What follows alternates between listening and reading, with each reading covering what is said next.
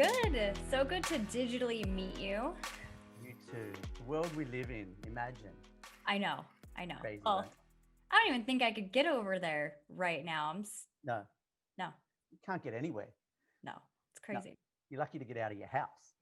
Oh yeah. Well, and Yeah, if you do get out of your house, everyone's acting super, super weird. Like, especially there. Like I'm so glad I'm here right now. yeah. Are you guys Poor still thing. in like active shutdown? What's going on over there? No, like where most of the countries kind of opened up. Like Melbourne just had a massive big shutdown because there were cases, and they went through like oh, almost 3 months of lockdown again. So their second wave. Now Adelaide in South Australia is going through their little second wave. So they've tightened restrictions. But in Sydney, all the restrictions are lifting back up. Queensland lifting back up. So some of the borders are opening up again. So we'll see. Hopefully for Christmas, the plan was to be able to at least travel within Australia. But now with all these little pockets of second waves coming back, we just don't know if that's going to happen, which is sad. Yeah. So Uh, people aren't going to see their families, things like that. That's about the case over here. Our governor just said that we need to do a 14-day quarantine. He announced that like 6 days ago. So, Right. mm, Mm, super okay. well. In livelier spirits, Yeah. good to meet you. Too. I love Thanks your for hand. having me. Yeah, of course. So, really fast, let me introduce you to everybody. Yeah. So, Quintin James, professional dancer, choreographer. You started at the age of 15, correct? I started working professionally at 15. Yes. Okay. Okay. And Yeah. then you went on to work with, I don't want to say his name wrong, Baz Baz Luhrmann. Luhrmann? Luhrmann. Luhrmann. Yeah. Luhrmann. Okay. How old were you when you did that? I was 20.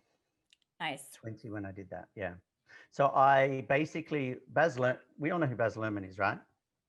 You know who Uh, Baz Luhrmann is? no. No? Okay. All right, cool. Baz Luhrmann is an Australian director, film director, really, but he is massive now in America. So he directed Moulin Rouge, the movie. He directed Romeo and Juliet with Leonardo DiCaprio.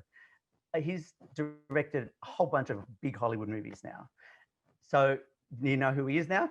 Yes. Yeah. In fact, Yeah, I have a friend that's going to be so mad at me for doing this. So, yeah, I've yeah. been Well, he's got a in big survival name. mode for a while. I mean, you don't know my story, obvious, but um yeah, so the name kind of went over my head. It's all good. He's got a weird name anyway.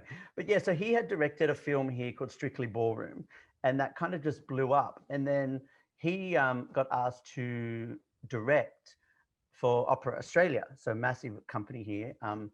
And so I auditioned just as an acrobat because I came from a gymnastics and dance background. I auditioned just as an acrobat, really thinking, I'll be in the chorus, do a little bit of. I'd never done a major theatre production like that before, and then I got asked to audition for the lead role, playing Puck.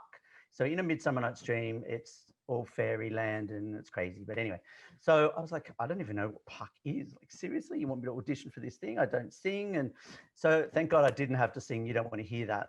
I don't do that unless it's in chorus. But yeah, so I auditioned for Puck, which was actually a speaking role, but required dance and acrobatics.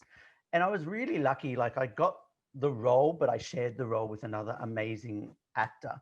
So I understudied him most of the time and then slipped in a few times. And it was just amazing to work with a director like him because he actually came from film.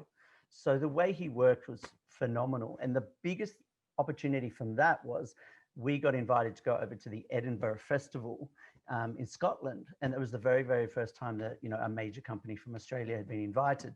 So the following year, we flew over there and did 2 weeks of shows. So it's an amazing experience. Amazing. Yeah, and all at 20 years old. Yeah. Yeah. Nice. Yeah. Fresh I young mean, kid. and you don't get there lightly. Like that had to start. So, and I kind of want to pick your brain a little bit on this, Yeah. because now, side note, you guys teaching choreography, or excuse me, not choreography. Yes, choreography.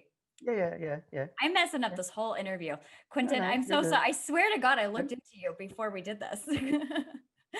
um, so you're teaching choreography, you're at these fashion show events, um, and you're really pushing the confidence coaching. You're teaching women how to walk on, Yeah, what is it called? What is the that? runway. Runway. There we go. Yeah, runway, Um, catwalk, whatever you want to call it. Yeah. so when did you, because I mean, did you know this at like age 6? You're like, I'm gonna grow up and I'm gonna be doing this, or have you always been dancing your whole life? Did you watch your mom do it? Like, how did that pique you? How did this happen? Okay, so the backstory is, look, I came from a really athletic family. My brother, my older brother, who's 6 years, was 6.5 years older. Well, he still is, but he's not on this planet anymore. He's an amazing soccer player, and my dad coached the local soccer team. So I actually started playing soccer. You know, I was a tiny little kid that could run fast. I hated soccer. I hated it, but I was kind of good at it because I was fast. But my cousins danced, and I used to always go watch her concerts. And I just turned around to mum, I think at the age of 7, and I just went, I don't want to do this soccer thing anymore. It's winter, it's cold, it's raining. I don't like it. I want to dance. And she's like, well, then you should do that. But then the other thing was, being a kid, I was really hyperactive. So, you know, my mum would take me shopping. I'd be doing cartwheels in the shopping center. I'd be doing handstands here and there. I'd be climbing trees. I was one of those crazy kids. So mum went, look, you know what? We'll get you into gymnastics because I think that will solve some of the problems. So I started gymnastics at 8 and then got into dance at 10 because where I did gymnastics, there was a dance studio. So I think I just kind of naturally gravitated towards it because that's what my energy wanted me to do. Like I couldn't sit still. So mum was smart. She was like, you know, he's hyperactive. Let's get him to do things and learn skills. So when he is climbing that tree, he's not going to kill himself, Mhm. basically, you Yeah. know? And yeah, so I was doing gymnastics, competitive gymnastics and dance, and then got asked to teach gymnastics and got asked to teach dance at the studios. And I was just like, you know what? I love this. And the thing for me is, I wasn't very studious. I didn't enjoy school. I got bullied quite a lot at school as well because I was short. I'm asthmatic. I did dance. I did gymnastics. You can just imagine my life as a kid. You know, at home it was great, but at school it wasn't that much fun. Kids are mean. So Kids are bullies. oh, they certainly are. You know, they really really are. And you know what? So are some adults. Yeah. But some people just never go out of it. And I think it's that peer pressure thing. You know, it's cool to pick on someone. You know, and Totally. it's just unacceptable. It's just really, really unacceptable, you know. And this is the thing with confidence coaching. I'll come back to the story in a minute, but with confidence coaching, we find that sometimes it's just the tiniest remark that someone has made in your past, just a fleeting remark. They don't even think anything of it, that sticks in your brain. And that's what you run with. It's not even something that was intended to really hurt you. It was just the smallest little thing. And you hold on to that like glue. And that's the hardest subject, or that's the hardest memory to get rid of and put something positive over it. Yeah, so I got bullied quite a bit. So I didn't really want to be at school. So I spent all my time in the gym doing gymnastics or dance. I just lived and breathed it. So that was my story. And I just was like, this is what I'm going to do for a career. I don't have a backup plan. I don't have a B plan. I'm not going to go to university or college. This is it. I have to make it happen. And I did. I love that. I love that. Did you do like, so at 15, I'm just trying to imagine because like it sounds like everything just kind of slowly stacked up for you. And do you feel like you kept saying yes to opportunities? Is there any opportunities that you felt like you needed to say no to? Well, the interesting thing here, and this is what I try and tell people, I guess, and about my story is, okay, I'm a little white Australian guy. I'm 5'5". Okay, so I'm not tall, very athletic. So there were a lot of opportunities that weren't there for me as a dancer. Actually, that would go to the men that were 5'10", 6 foot, things like that. So I had to be quite clever and entrepreneurial quite young. And besides taking job opportunities that were given to me or that I had to audition for and win, I also had to create my own opportunities. So I had to create shows. I became a producer. That's how I got into the choreography side, because I became a producer and were like, there's no work for me. I'm auditioning for these musicals and they're wanting tall guys. And I would only get the musicals because of my acrobatic skills and my dance skills, but the leads and stuff would go to someone else regardless of my skill set. So I started producing shows and I started producing fashion. And then I had my own agency at 23 because I'm like, I want to be involved in this industry. How do I do it? So I just went, you know what, I'll just start my own business. I'll start my own agency. And I did. And then from there, I just got labels in and we did fashion shows. And then I started working with some really amazing people and learning from mentors on the correct way to do things and production. And then I just kept going. There was just no stopping me. There's still What no stopping me. I love you. So what was that flip in your brain? Like, did you tell yourself that you needed a business coach? Did you like look up or go to like, this is because you said college wasn't for you. Yeah. And I actually talked to somebody about somebody else's kid. I'm a terrible influence sometimes, but at the same time, I might be the best influence. I told him, if you want to go to college, I'm like, maybe you could just go and take all the classes that would really pertain to what you wanted to learn, because there's Yeah. just so many different things in it to obtain your degree. And I'm not saying anyone listening to this, I'm not completely throwing out that a university degree isn't a great like it can be, Yeah. but sometimes there is a lot of fortune in really sticking to your niche, and whether that's like training for dance Hmm. or specifically going for a business, because then you can mix the two. Yeah. So what was the first thing that you went and learned towards that direction of, you're like, I'm done auditioning, here's what I got to do? Well, you know what it was? I knew that I was not going to be successful or get what I want sitting in a classroom, whether that was in a community college or a university. And what I learned very early on is if you actually open your eyes and your mind and listen and pay attention to the people in front of you. So for me, my dance teachers, for me, it was Baz Luhrmann, the producers, the stage managers. If you actually are aware of what's going on around you and absorb that, you learn so much. And you can ask questions. I ask so many questions to people, and people are like, why are you asking so many questions? Because I'm actually interested and I want to learn and I want to better myself. I want to evolve. So I just knew from early on, particularly working with Baz Luhrmann, the things I learned in that production when it comes to producing and just being on stage in that capacity and the things that are required just was phenomenal. So I knew if I opened my mind and my eyes and I asked questions and I followed the right people and asked the right questions to the right people, I would get the answers and I would learn, because that's how I personally learn rather than sitting down and reading a book Yeah. Yeah. personally. I love that. And to my viewers, you guys, I think it's really important that you find your niche on how you learn. For me, it is coaches and one-on-one time. I don't do well in classroom either. Mm. And sometimes I need to be in a, very specific environment where I'm alone. I don't do well amongst other people in learning. So Yeah. yeah. I love your mindset. Thank you. Well, I think just teaching dance and acrobatics and all the other things I've done, even runway modeling, everyone's an individual and not everyone learns the same way. So my job, first and foremost, is to get to know my pupils, whether that's a class of 30 or whether it's a one-on-one, because I might explain one thing to one kid and then the kid right beside them has no idea what I just said. Doesn't compute at all. Yeah. So I have to understand how these people learn and how they respond. And for me, that's been a big learning curve. That's what I learned very early on is you can't teach the same thing to the same people the same way. You have to modify it because not everyone's going to pick it up the same way, because I don't learn the same as everybody else. So I've had to adapt. And I think that's super important. I think as teachers and as mentors and as coaches, we can't just take textbook stuff and then just regurgitate it to someone. We have to get to know the client, and we need to know what they want and how they're going to absorb it. And for me, sometimes teaching someone, I do the most unconventional things that I even think about and go, how did I just think of that? Or why did we do that? Because the student needed it, basically. I I love that. I Yeah. I'm saying I love that a lot, but I'm really loving all of this. So Good. I'm I, happy. I think it's good for parents to hear too, because my whole focus is that we're raising the next generation. It seems to be, as humans, one of the things that we really pride ourselves in is raising happy kids, and that's a big lesson for moms. You have Yeah. 3 kids, all 3 of them are going to be learning different things or have different interests, so Yeah. you kind of got to be a jack of all trades in that department.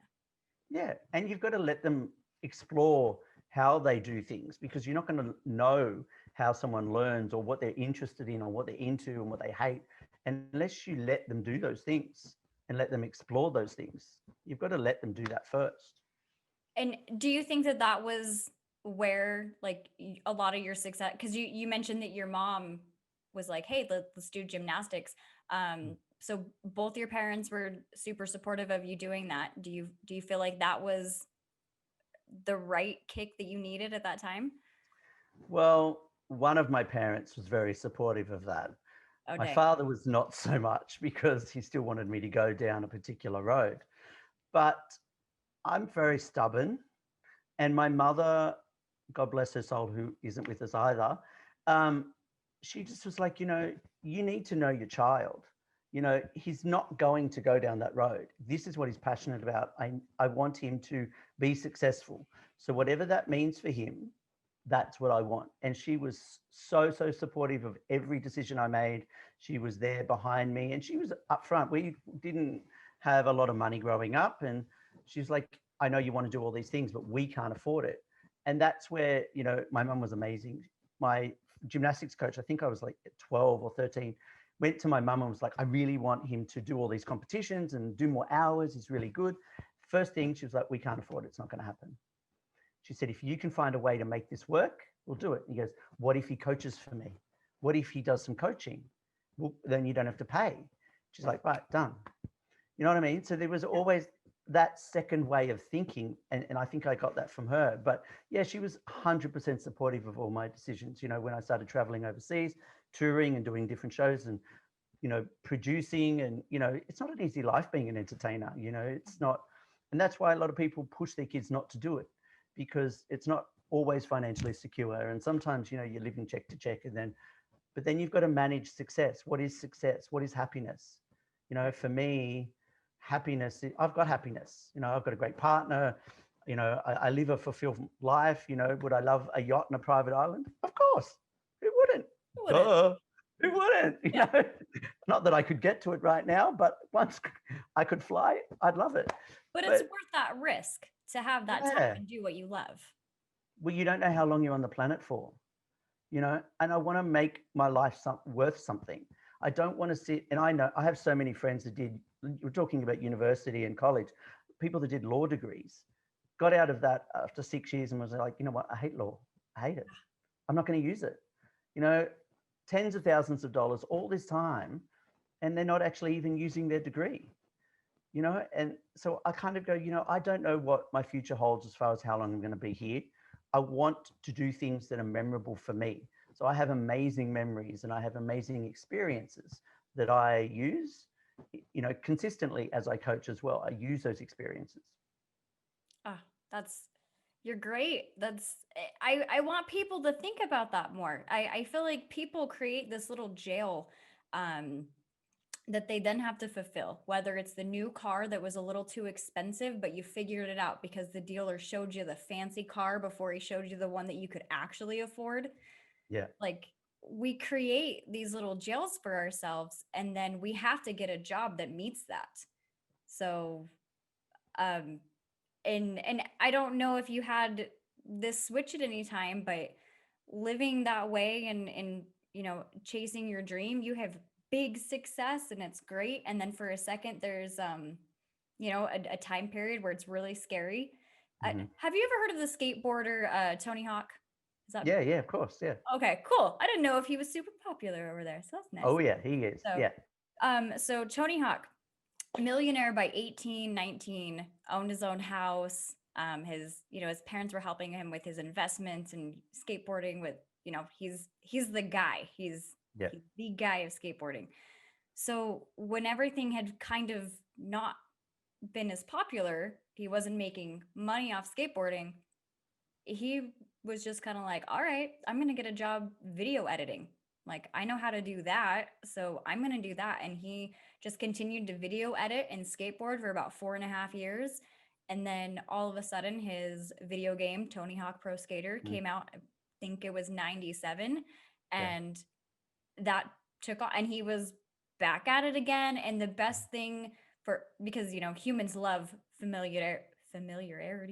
Saying that Yes. right? Yeah. Yes, you are. So then the dads are like, oh, son, I know that guy. He was skateboarding when, because he had outlived how Yeah. long, like through the period it died and everything. And to him, he's like, well, I was never going to stop skateboarding. Like I was still going to be doing it either Mhm. way. So I love that, like your love for it, no matter where it takes you. And obviously you took off, you're doing great, but Mm. that's awesome. I love it. Mm. You've got to have passion, but you've got to believe in yourself and you've got to believe in your passion. Like I said, for me, I knew what my strengths were and what my weaknesses were. And that doesn't mean I'm not an intelligent person when it comes to academics. I just learned this information differently. And I've just really run with my strengths. And then I've tried to evolve with every project I do and every person I meet of influence or whatever it is. I try and learn, I try and evolve. So then the next thing is better and better and better and better. That's my goal. Yeah. And Yeah. so tell me, let's kind of role play this. I'm brand new. Do you teach women in their 30s, or what's your clients? Yeah, like this is the thing. Like I started mostly dealing with, runway models, teaching them how to walk, and then pageantry contestants and things. And what I noticed when I was dealing with these professionals or whatever, at heart we're all human. We've all got the same insecurities. We've all got the same things. So I'll be standing next to this gorgeous woman, teaching her some runway stuff, and in her head she's saying she's ugly or she's this or that. And I'm like, this is ridiculous. So what I noticed over that period of time was I wasn't just teaching a skill. I was teaching confidence as I go. And so for me, yeah, there's an element. I love teaching runway and I love teaching pageantry and I love all that showbiz stuff. But what I focus on a lot now is what I call your, not your average, but your everyday human. Because at the end of the day, we all want to have confidence. And whether that is, just being more confident to be more assertive and say, you know what, actually, I don't want this product, I want a refund. Or whether it's to be more assertive in your partner, with your partner in your relationship, or to go to the boss and say, I'm worth more, give me a raise. Whatever that is, that's my goal. My goal now with confidence coaching is to take the onion, break it down a little bit. Do you know what an etch a sketch is? Uh-huh. Excellent. Good. So I use this term a lot. So like I was saying before, we have that one little memory inside our brain and it's the thing, it's like the cancer cell. It just keeps sitting there. So for me, I need my clients to etch a sketch. So we need to etch a sketch those and we need to replace it with a positive. So that's what I try and do. It's not just about, walking like a supermodel because, let's face it, you're not all going to walk like a supermodel to the shop, but it's about embracing your inner uniqueness. It's about embracing your inner beauty and saying to the world, you know what? I deserve to be heard. I deserve to be seen. And I'm going to present that, whether you like it or not. And when you exude that level of confidence, and it's not arrogance, it's confidence, you attract confidence, you attract positivity, and you attract opportunities. Yeah. Oh, 100% agree. 10,000% agree with that. And it sounds like you're really you're training them to talk to themselves well. You're not even training them to really talk to the boss well or do this, but it starts with what you're telling yourself. Because if I'm telling myself that I'm ugly or I can't do it or I'm nervous, I'm sure however, like my posture, my stance, like anything while I'm walking is just gonna be way off.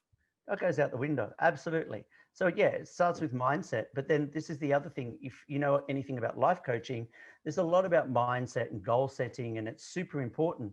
But what I've noticed is there's a disconnect. So one of my little things is I try to connect the disconnect because if you're in your mind, you're saying you're fabulous, you've got it together, I'm amazing, I'm deserving, but your exterior presentation doesn't match. There's a disconnection. So we need to be able to join all those dots together. So what you're saying here is coming out with the way you dress, the way you stand, your posture, your demeanor, your interactions, your dialogue with people. So it becomes a whole package. And then it's believable. You don't have to sell a fake product. It's a real product then. I like that. Yeah, that's that whole package. I like it. Yeah, that's right. Nice. Okay. Okay. Like So me. what's the first thing I am a 30-year-old woman.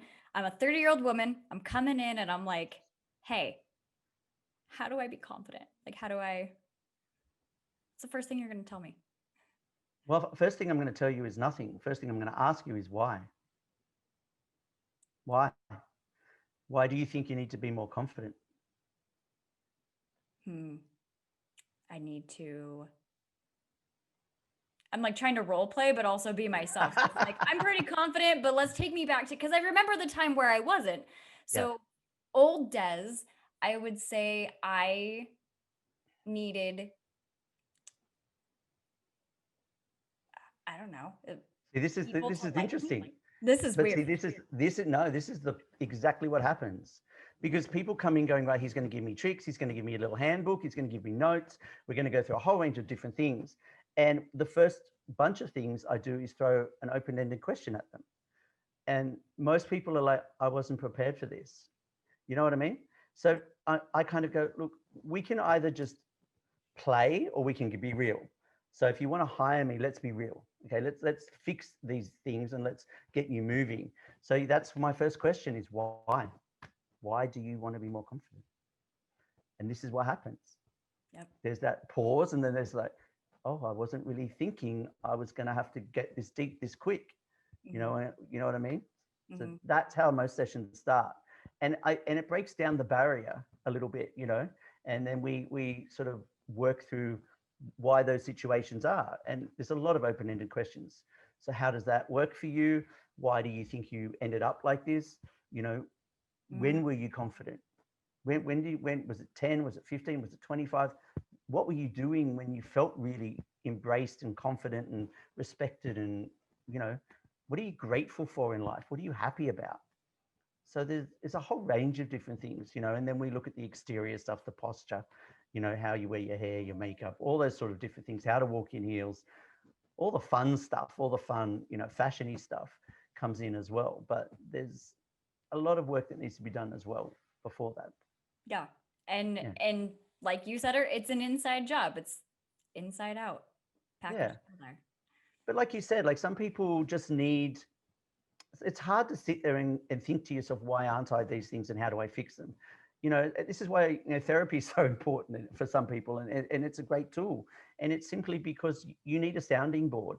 You need someone to talk to that's going to give you not the answers, but give you an avenue for you to find the answers yourself.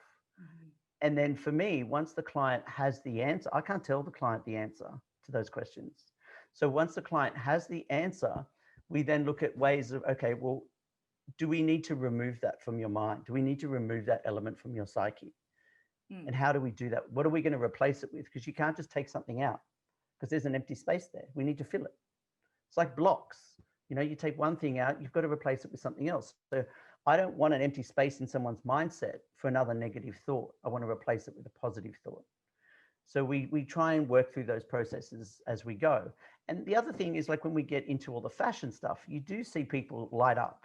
They do, once they see themselves walk and their posture's better and they're holding their head up and they've got that, that effect, yeah, exactly. That RuPaul thing, whatever you want to call it, that Beyonce, it's once they start to see that and feel that, it does help them with their mindset as well. Yeah. And hopefully that's, trickling down. If they're coming to you for one specific reason, I'm hoping that trains them to continue to apply that to other areas in their life they'll need, because really you said earlier, we're a bunch of blocks. We're made out of a lot. So there's, stability, there's being happy with yourself, you happy with your lifestyle. There's a lot that goes into it. Yeah, it's quite complex actually when you think about it. It's exhausting. So what do you have, like, a favorite story of, like, transformation from a client? Anything like that? Yeah, I think I had one client a little while back who was seriously just not happy. But I think that her main issue was she was looking for something that wasn't attainable. She was looking at Instagram and she was looking at all these different people, and she wanted to be that. She wanted to be that influencer, and she wanted to be these things. And she had 2 young kids, and she's running a household, and she's trying to work, and she's also trying to find a way out of, I guess, a bit of a lull for herself. And one of the first things I said is you need to remove perfection from your vocabulary because it doesn't exist. So stop looking at things that are perfect and trying to be that. What we need to look at what is perfect about you, your uniqueness and things like that. And then, as we work through the process, and this took, 3-4 months of ongoing little workshops and phone chats and texts and different things like that, she actually, rather than pursuing that influencer dream or, okay, I want to be one of those, she went and started working as a social worker in a social worker situation to help other people, because she'd actually learned so much about herself and so much about her journey and the negative stuff that she wanted to pass that on. So she was passing it forward. So rather than going, I want to be that celebrity, I want to be this, I want that platform to be able to send my message, she went grassroots and she started working, in a social working firm and, dealing with people a bit like her and even worse off than her, and helping them with some of the tools that I gave her. So to me, that's a success story. You're like the whole package. Did you even know that you're a therapist? Because without the degree. yeah. Yeah. Which is, possibly some of the best therapy you can go get from your friend. But yeah. But you also, I think you need to speak to someone that's not going to give you any bull. You need someone that's going to speak truth. And this is the thing, when I speak to people and people hire me, whether it's a group setting or it's a private, like I'll say, I'm blunt and I'm honest. So if you don't want an honest answer, don't ask the question. Because I can tell you now, I'll give you a direct, blunt, honest answer, whether you're ready for it or not. So be careful what you ask, because I will not hold back. Yeah. But it comes from a good place. Yeah. We call it conflict for clarity. Like I wouldn't create the conflict if I'm not trying to clarify something. Yeah, and I think we need it, because we all surround ourselves with people that are yes people. I mean, look at celebrities. They've got everyone around them saying yes, yes, yes, yes, yes, yes. And this is why they do the things they do, or they run off the roads and go crazy, because no one's there to say boundaries. No, that's not going to happen. So sometimes talking to a friend is really good because you get to vent. Most of your friends will be on your side. Sometimes you need someone that's impartial to go, well, actually, you know what? You're wrong. The way you're looking at this process is wrong.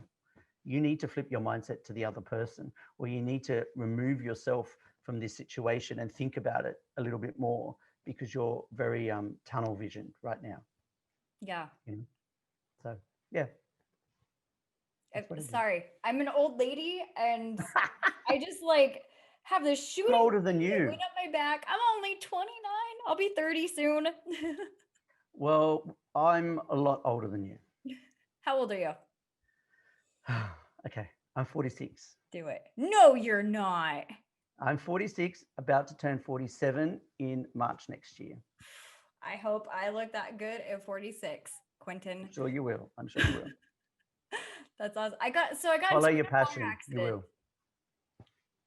I de-stress a little bit. Yeah. I got into a car accident and I have a herniated disc in my neck. Oh. And so some days are it's fine. Don't have today. First, right as we started, it's up and through my neck. Oh. So I'm so sorry. I keep moving. I didn't. No. You're totally fine. So what can you do for that though? Is there anything they can do? I'm honestly just. It's kind of something that you live with, and I guess the fluid can kind of go back into it's completely shattered. So I went to the chiropractor. You do what you can, but there's yoga helps, stretching helps. Yeah. Basically, things help. Yeah. In fact, recently we thought I had breast cancer. So crazy. So okay, get that. I don't. We're good. Oh, good. Sorry to scare everybody. So but it's a result from the car accident. So I have a lump, and we're like, oh my gosh, that's a lump. It's not on this side. And then I go to the doctor, and then he's like, oh yeah, that's there. We need to get that evaluated. And that's when I was really scared. I was thinking he was going to tell me I was crazy. Yeah. And then we go to the ultrasound. My rib moved slightly, and so it's poking out a little bit, but it's not broken, and it's not uncomfortable. I know I just creeped you out. No, you're turning into a cyborg or something. You're going to be like Wonder Woman or something soon, or the But Bionic Woman. I I, love it. it really plays on the thing that you said earlier about like you don't know how long you're gonna live forever. I could have died in that Yeah, accident. yeah. And I remember that morning, like I had kind of been irritated with my significant other. I was on my way to a meeting. I was super rushed. Um, and that night was actually my son's very first choir concert at his Yeah, school. yeah. And imagine like if I had, and then that's the news that you get for your choir concert. Like that could have been life changing for him. It's so crazy. And I had already kind of been on the entrepreneurial path of like, what do I want for my schedule? Because Yep. I had someone recently that we were coaching tell me that they want to be a dental hygienist, Mhm. and they really want to go get their degree and do this. And I said, why? And she says, well, I want benefits and I want this and that. And I'm like, okay, but you can have that like in other ways. And, you know, maybe Mm, like, what do you want for your schedule? Do you want your schedule to be leaning over doing dental work for mm, 5 6 hours, 8 hours maybe? um mm, and if that's what you want, like truly go get that. But sometimes you get through that, you know, like the law degree, and then they're like, I don't want to do this. So um yeah, make sure your reason why is a good one, because you can be taken out of this earth pretty fast. So Well, this is what I say to pageant contestants. One of the first things I'm like, why do you want to win? And this is a question the judges will always ask in a competition. And why do you want to win? And if they say the crown, they say the title or the money, I say wrong, wrong, wrong. Sorry, you're in this system for the wrong reason. So yeah, you've got to think about your intent and think about long term. Why am I doing this? mhm. And coming back to when you were saying, you don't know your time, and um, like I said before, my mother is no longer with us, and that Just was my 8. condolences. Oh, thank you. No, it was 8 years ago. But that's the thing, you just don't know, because I mean, she was here. I saw her on a Sunday. I got a phone call from the hospital say, get here now on a Monday. Gone. Just don't know. Yeah. You know what I mean? It's just one of those things. And I think that was a big learning curve for me 8 years ago. I just looked at life, and I look at people, and I look at what you're trying to achieve. And sometimes I just go, you just have no idea. You have no idea what's around the corner for anyone. And this is why I say to people, make sure you embrace your family if you have them. If you don't, embrace your friends. Surround yourself by a good group of people that have your back and that are there for you, that become your family, and show them that you care. Show them that they're respected and valued, Mhm. because you need it, because you just don't know what's going to happen. Yeah, your relationships are literally like flowers, you guys. Water those. Yeah. Yeah, absolutely. Embrace them. And we get so caught up in this tech, world, where we just oh, I'm too busy. I'm on Facebook. I'm too busy. Pick up a phone and call someone. Seriously. Just don't text them, because like I said, you just don't know. They may not be here anymore. No, So and yeah. people need people. Like they're the Yeah. worst thing. So imagine this, you guys. In jail, you're around the worst people you could be around. And still the meanest thing that they can do to you is put you in solitude by Mm, yourself. Not crazy? mm. Yeah, well, that's why I think with this pandemic, we've actually started to maybe realize that, Yeah. because we can't see our loved ones. We can't leave the house. We can't have that human contact, and we're working from home, and we're locked inside. We are in jail. A lot of us have been that way. The world has been that way for different, lengths of time. And I think maybe as a society, as a human race, we've kind of gone, we actually really do need each other, and we need that physical interaction, that, touching, hugging, and just that energy that you share with someone when you're with them face to face. It just is so much better. And I think as a race, we're starting to go, you know what? I think we need to go back a few decades and Yeah. actually old school. Yeah. Yeah. Oh, and the answer is in our history. That's Oh, I absolutely. truly believe that. Yeah. How was Halloween in your neighborhood? Did you have a lot of trick-or-treaters this year? No, I mean, they weren't really allowed to, Yeah. so it was like only kept within your neighborhood. You could only go down your streets, and, we don't celebrate it at the same extent that you guys do, but people would leave certain things. But then the kids like, you can't take candy or you can't take these things because they're all like got germs on them. So it didn't really happen. I think people got dressed up, and had little Zoom parties and all those other little things, but it wasn't a big thing. So, I guess I kind of want to pick at this a little bit. But you said that you guys don't celebrate Halloween the same way that we do. So, what do you guys do? I don't know. Well, no, we do it, but you're Okay. fanatical about it. Like you guys you invented it. It's insane. It's like a massive, big, huge thing. Like well, you didn't invent it, but you know what I mean? It's kind of like, it's like, yeah, we're going to take that one. We're going to, as you do. As we do. You supersized it totally to the max. We're kind of a bit behind here in Australia. Like, we celebrate it, but it's like, it's gradually building momentum. When I was a kid, it was nothing. You just like, oh yeah, it's Halloween, it means nothing. Yeah, it's only really the last sort of 10, 15 years where it sort of started to build momentum, because I think kids are getting so much more from America. There's so much more information and social media. There's just so much happening. Yeah. So now we have it, but to the extent that you guys do it, we are like a century behind. It's just nowhere near that yet. Evolution's crazy. People are fun. And that's why I say, the answers are in our history. But I tell the kids that I teach, I tell them I'm a vampire just for fun, because I've got some tattoos and they've got bats on them and things like that. And so I tell them I'm a vampire, and they were like, what are you going to do for Halloween? I'm like, well, that's the one night of the year I'm allowed to eat children. I like this to them just to scare them. And some of the real little kids freak out. They run outside. They're like, Mommy, they might eat me in Halloween. And they're still discovering Halloween. It's all a little bit new. Yeah, they're like, it's just a bit fun. I'm like, Halloween is actually when the dead can come back to life. That's what it's all about. One day. All Hallows Eve. You just don't know, especially if it's a full moon. It's hilarious, you know what I mean? But there's a lot of movies that touch on that, so it's not. Yeah, that's our history. Yeah, that's hilarious. I mean, you look this. You're probably a vampire. You don't look like you age. Well, I had one kid. What did he say to me? I had one kid, when he found out my age, I think this kid was like 9, and he goes, wow, you're really well preserved. And I'm like, I've never been told by someone in my existence I'm well preserved. You can count on kids. Thank you. To say something like that. I know. It's classic. It's classic. I might even get that tattooed on me somewhere. Like, that is just a classic moment that will be in my brain till the day I die. You're well preserved. Awesome. Thanks. That's hilarious. We should turn that into a coaching thing. That's your pack. Like, well preserve yourself. Like, that's true. That's right. Yeah. You'll look younger. That's how I do. Yeah. I'm well preserved.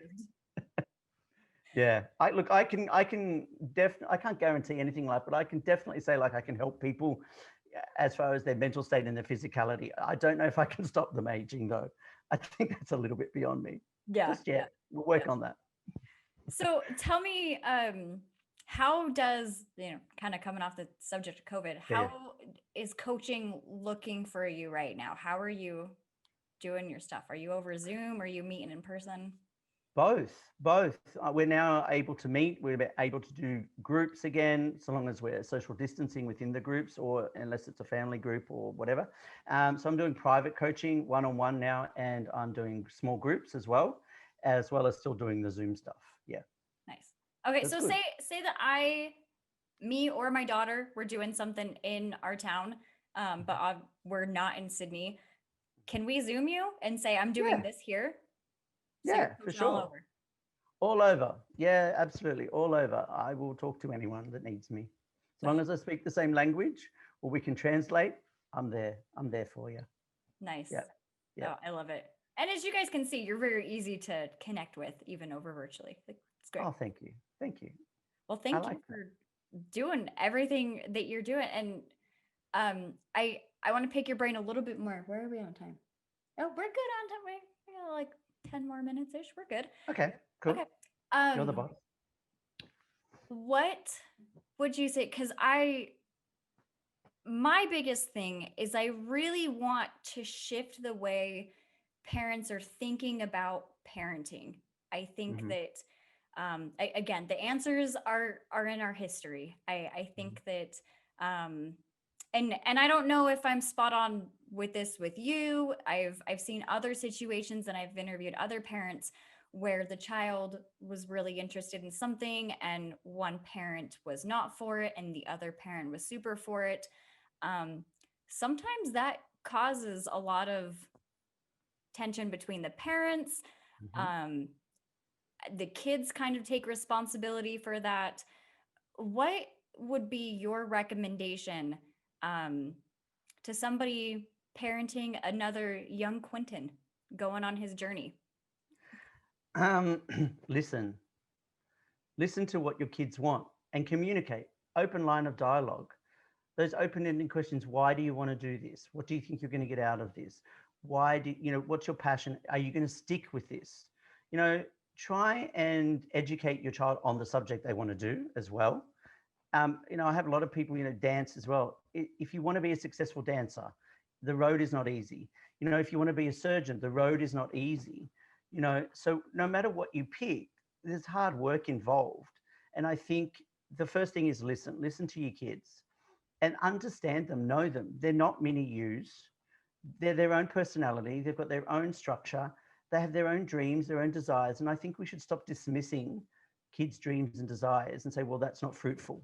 Mhm. That won't bring you success. You need to have the house, the kids, get married, do all the things so we can sit back as parents and be really proud of you and Yeah, say, oh, yeah, they're so successful. They're really happy. They've got 3 kids did and what they I live a wanted. perfect life.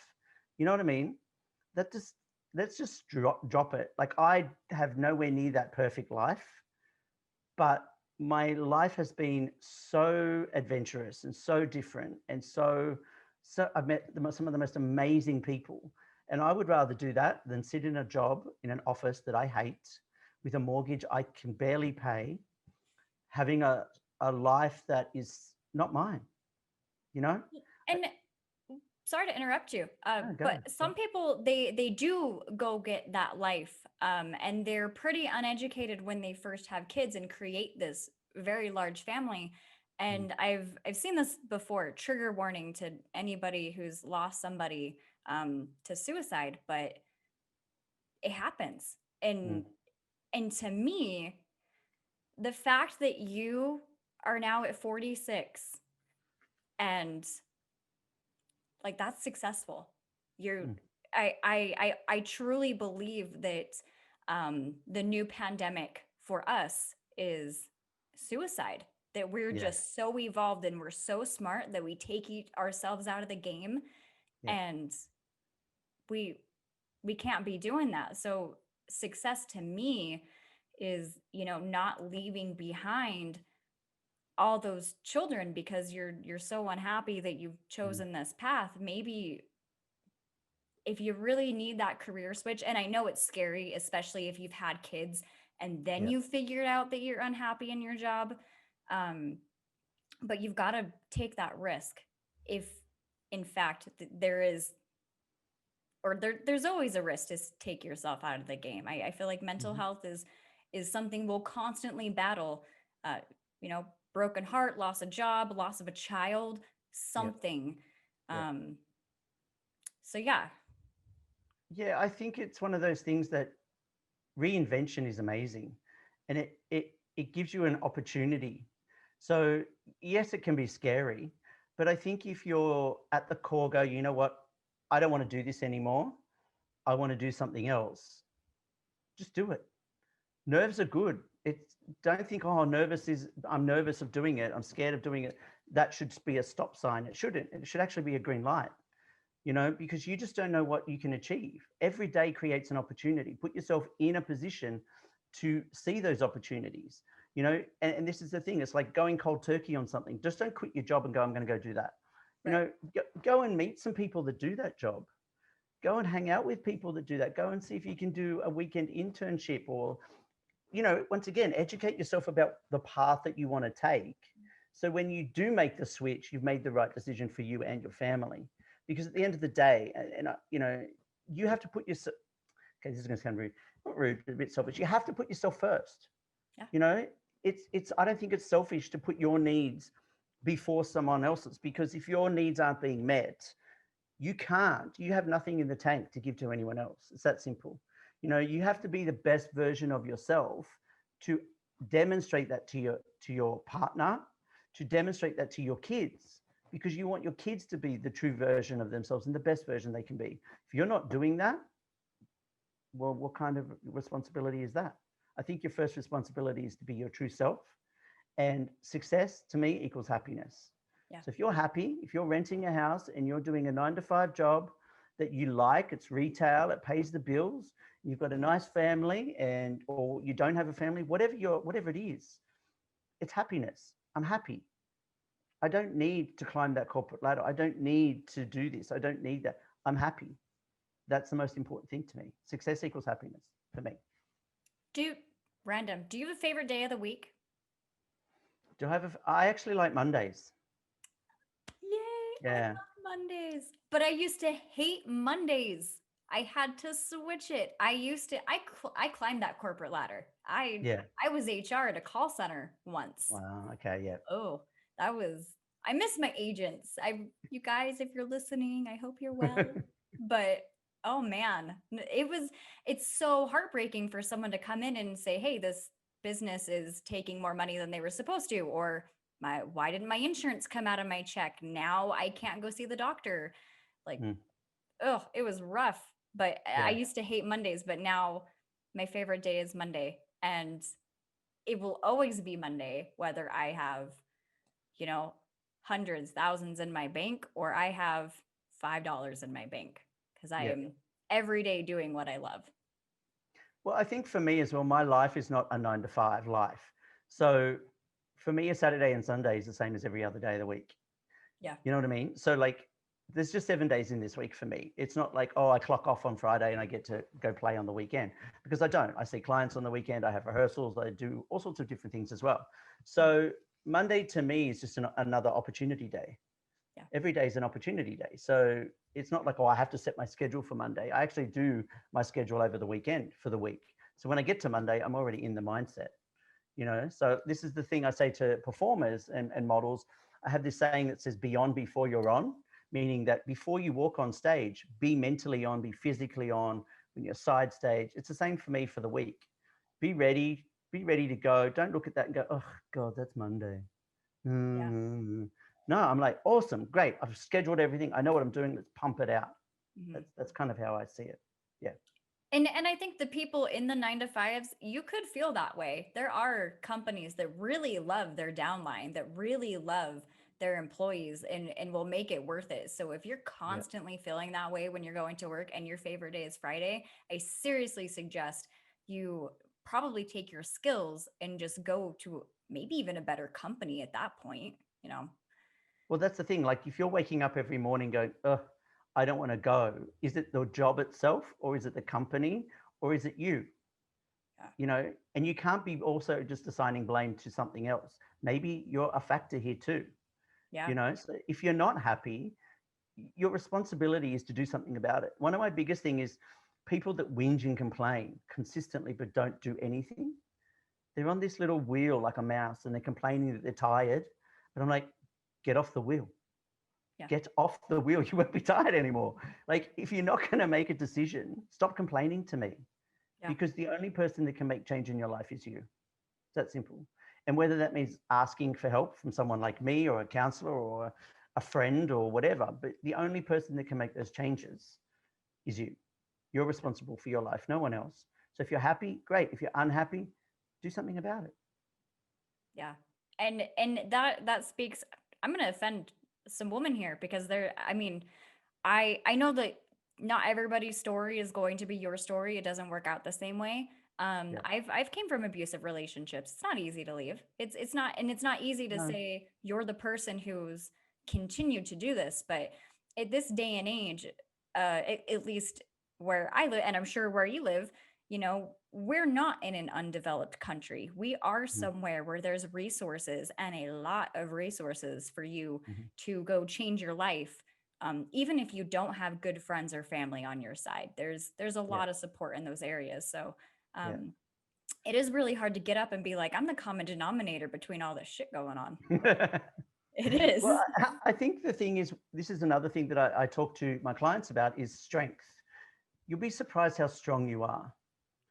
You'll be surprised how much inner strength you have and how clever you can be. If you really need to get out of a situation, okay, it may take time. I'm not saying you're going to wake up and just be able to do it. I understand that not every situation, and it's like evolution. It doesn't happen overnight. Right. Totally. Like, and there's steps towards it. And sometimes, you know, if you're in an abusive situation or if you're in a violent situation, there are logical and intelligent steps that you have to take. So when you do make that leap, it's safe for you. Okay. But the thing you've got to understand is you have the strength to do it. You do. Dig deep. You have that strength. If you can survive what's happening to you in that moment, you have the strength to get out of it. It's that simple. You've just got to find it. You've got to etch a sketch that negative thing that's been pushed into your brain that's making you say, I belong here. I deserve this. This is my place on the earth, or whatever it is you're telling yourself. You need to etch a sketch at that, put a picture of Wonder Woman in there, put something positive in there, and use that on your daily day to go, I'm making step by step to get out of this situation and do it. Yes, Quintin. Yes. Go strong, women. Woo! Oh, did you see it's kind of covered. It says, oop, women can do anything. It's true. It's true. And I think the same says, I know this is That Mum Show, but the same thing for men. You know, we have a big mental health issue with men not being able to speak about emotions and all the other things, which is I'm extremely passionate about as well. So I think, you know, we need to communicate. If you're in a relationship, communicate with each other about how you're feeling and try and do it in a way where, you know, don't judge that other person. So sometimes with my partner, I'll vent and I'll be like, I don't want judgment. I just want you to listen.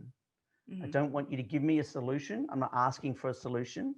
I just want to vent to you because you're my partner and you're the one I feel most comfortable with, you know, and he'll be like, okay, cool, go, you know? And so if you've got that partner, whether it be your actual significant other, your husband, your wife, or, you know, you've got a friend or cousin or whatever, use that person, you know, and communicate. I wish men would really take that advice. Well, I wish everybody would really take that advice, but there is a huge, huge problem with men and mental health. And there's this huge stigma, as you know, for them to be the bearer of the house, for them to always have their emotions in check or be that sturdy person for so that, I mean, and you hear it all the time. There's like the women in children's shelter, or there's There's a bunch nothing of for stigma. men. No. There's nothing there for men that, you know, either need to get out of an abusive relationship or need to make change. There's nothing. And men just won't talk about it either. They won't discuss it with their mates. They won't discuss it with a counselor. It's just seen as soft, you know. And what is happening is we're seeing the increase of suicide in men.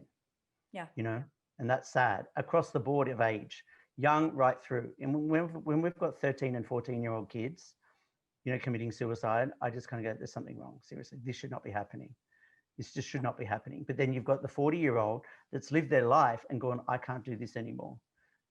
And then you know, it's just breaks my heart, you know. So if you're struggling, reach out. If you don't want to talk to a family or friends because you're nervous or scared, go to a service. There's phone services, there's online services. You can speak anonymously to people. I think some people are scared of, you know, airing their dirty laundry with friends or family because they don't want people to know exactly what's going on. So you don't have to do that. There are services out there that will be there for you and give you steps and helpful tips and be a sounding board for you. So don't sit silently.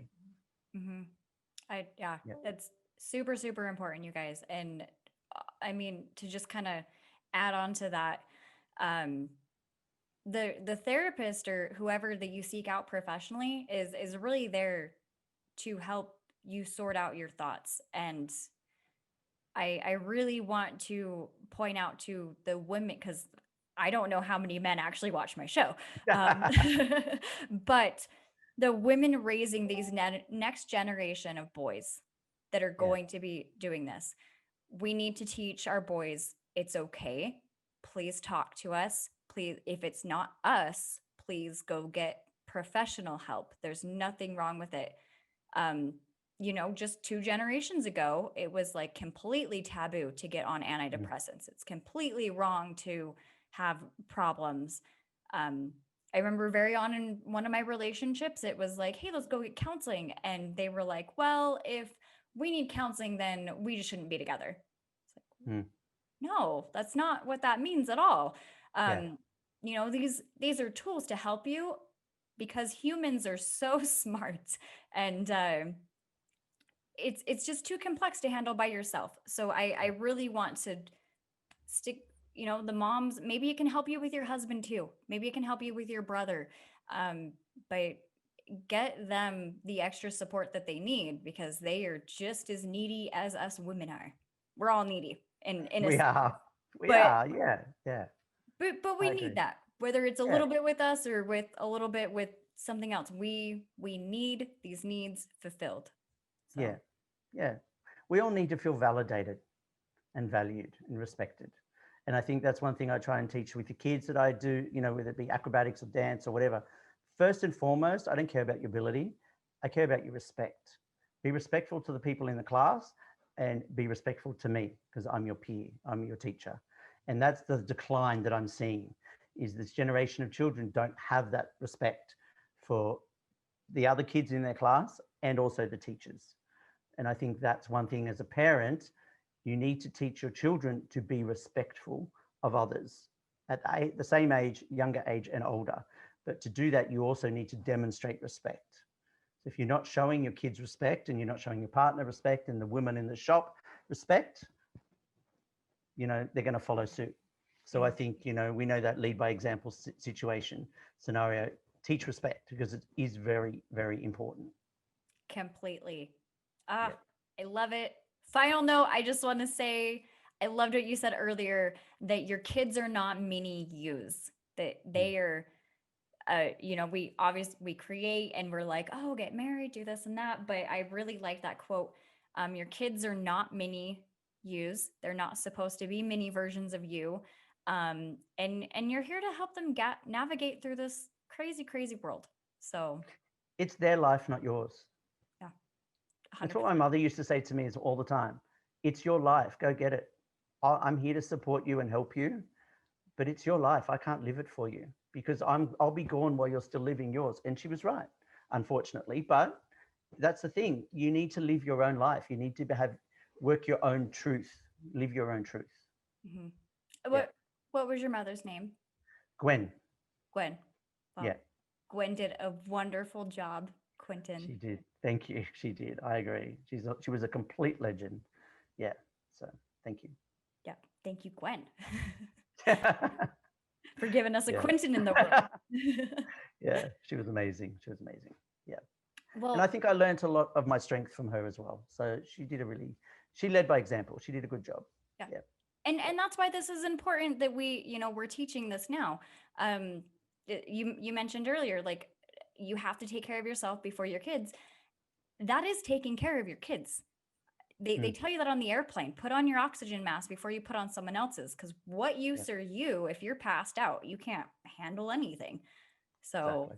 and your kids aren't going to put on your oxygen mask for you. It's just too much. No, They're kids. no. Yeah. So get your shit in check. Yeah, guys. You've been told. Quintin, thank you so much for your time. We're going to have all your information below, but I want you to plug yourself in first. So where do we find you? Where are you at? So website is www.quintinjames.com.au. My Insta social is Quintin James Official, and so is my Facebook. You can find me there. That's where I am living my life socially. Yeah, so you can get information on coaching, get a bit of backstory about me, and all my posts and stuff on Quintin James Official. Yeah. Awesome. Yeah. So follow me there. Moms, And chat. If you do follow me and you want to open line of dialogue, DM me. I'm always up for a chat. Oh, good. I love Yeah. that's the first thing. So I actually work with another marketing company, and we always tell our clients, like, stay social, Stay connected with your people. So mompreneurs, make sure that you're taking care of your people. Community.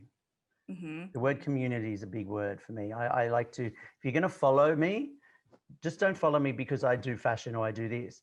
I'm there to help create a community. So I want to get to know the people that are following me. I want to get to know you guys as well. So if you do send me a follow, definitely send me a DM and I will open line of dialogue and have a chat. Awesome. Yeah. Awesome. Okay, you guys, all of his stuff is linked below. Yeah, thank you so much for your time, Quintin. This is honestly one of my favorite interviews I've ever done. Thank you. Oh, you're so sweet. Thank you. Thank you so much for having me. It's been a complete pleasure and honor, and I'd love to do it again sometime. Yeah, of course. We'll talk to you soon. We'll check in with you for sure. I'd like to know how things are going over there. Yeah. I got a few questions about jokes maybe you guys make about Americans. We'll touch base on it. Oh, I think there's quite a few. I'm sure there is. We know of it, but we don't know it yet. Like we don't know. Well, let me just tell you one thing. Kangaroos do not just jump down my street, and I don't have a koala as a pet. Okay? Let's just get rid of that right now. Quintin, or koala. And I don't have a crocodile in my pool. Have you ever seen a mean koala? Seen a what? Mini koala? Koala. No, of course not, because they're always asleep. Oh, okay. Okay. They sleep like 22 hours a day, but they can get quite aggressive if they feel threatened. They'll go at you. Yeah. And then they'll go and have a nap because they need to. They're like, oh, that was exhausting. Oh, wait. Okay. Is there spiders everywhere? That's the big thing. Yeah, that's true. That one's not a lie. That's true. Yeah, spiders are a big thing, and snakes, depending on where you live. But here, yeah, spiders. Okay. Bugs in general. Yeah, we'll check in with you. We'll have yeah. We'll have that conversation later. Thank you so much, Quintin. Have a My good pleasure. Day over there, huh? Yeah, day. It's morning. Have a good day. Have a good night there. Night there. Yeah. Yeah. Night here. Okay. Stay true. Thanks, Quintin. Bye. Okay. Bye.